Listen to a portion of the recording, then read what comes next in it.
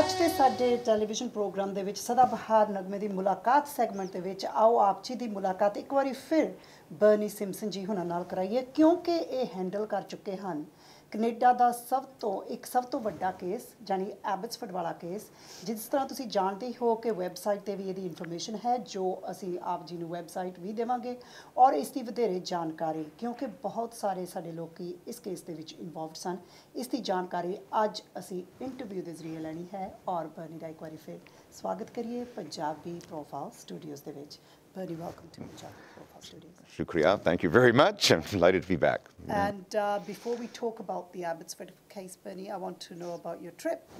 Wow. You've just been away for a couple of weeks. Yeah, my wife and I just came back from Israel. And by the way, the weather was phenomenal there, 95 degrees as we were walking on the beaches of Tel Aviv. And I had a chance to visit what's called the Wailing Wall, which is equivalent in the Jewish religion to the Golden Temple, an ultra-religious. That was the base of the temple of about 3,000 years ago. And I met some Palestinian cabinet members. That wasn't part of the activity that my wife and I did because she didn't particularly want to do that in Ramallah. And we had a nice few days. Right. Yeah. Bernie, let's move on to the Abbotsford case. That's the one that our community they want to hear about it, what happened. We have discussed it before on air. But if somebody wants to Google it, what would they Google this? Well, I think you should just Google Jago wedding ceremony or wedding accident, August 24th, 2007, Abbotsford, British Columbia. I think those words will probably lead you to the site. So tell us a little bit about the case. 2007, the case started. It lasted a very long time. Well, actually, considering the complexity of the case, it didn't actually last a long time. It lasted for several years, and it was just in September of last year that we concluded it. But this case, we calculated, could have gone on for 10 or 15 years. Right, right. Because of the complex issues involved.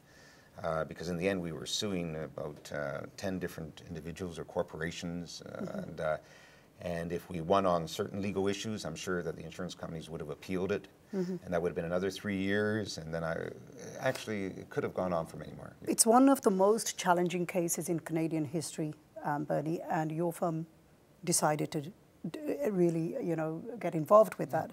What were the difficulties that you had? What were the resources that your company had? Well, just to refresh your viewers' memory of this case, this was a wedding ceremony, and they were performing a jago, which is common, I understand, in India. And they were going from one house to another house.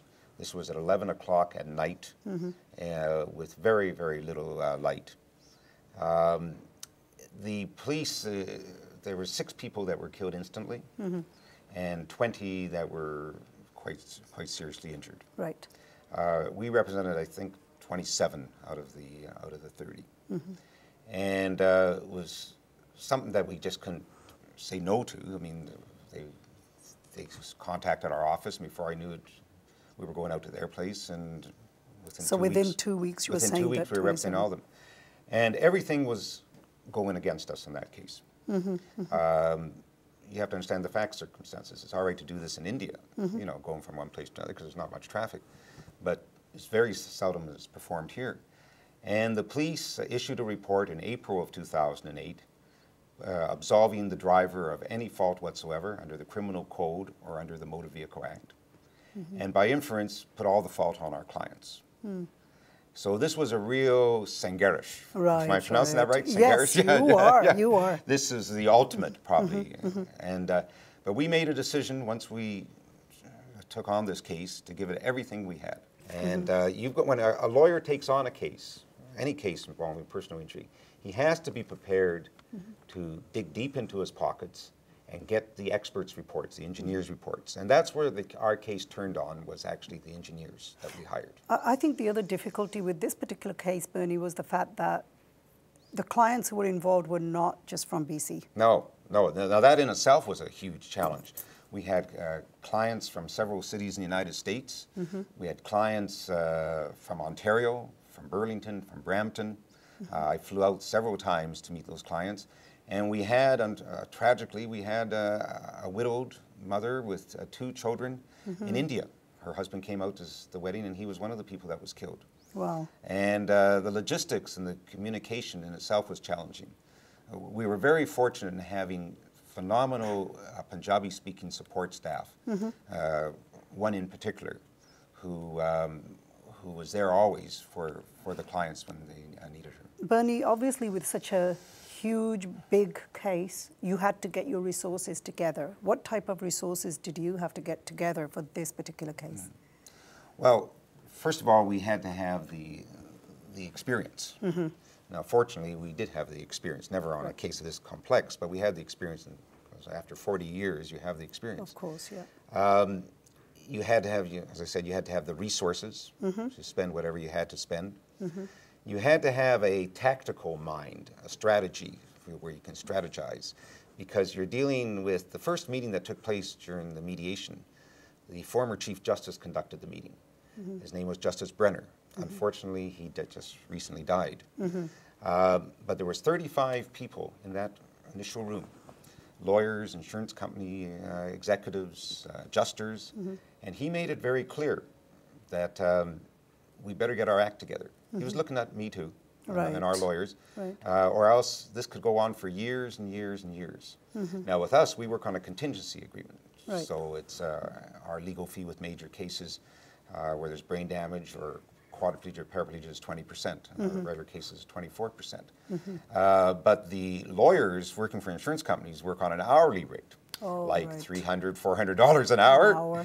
So their bosses realized with quick calculations, with some of these cases going up possibly, or some of these issues going up to the Supreme Court of Canada, that they could be spending $1.5 million, $2 million just on legal fees. So let me get this clear just for our viewers. Contingency fees basically means that you don't charge hourly. That's right.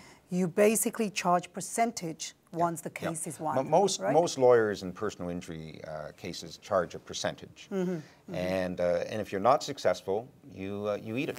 They don't have to pay anything. Yes, and we go one step further. Actually, we don't ask the clients to even pay for the expenses.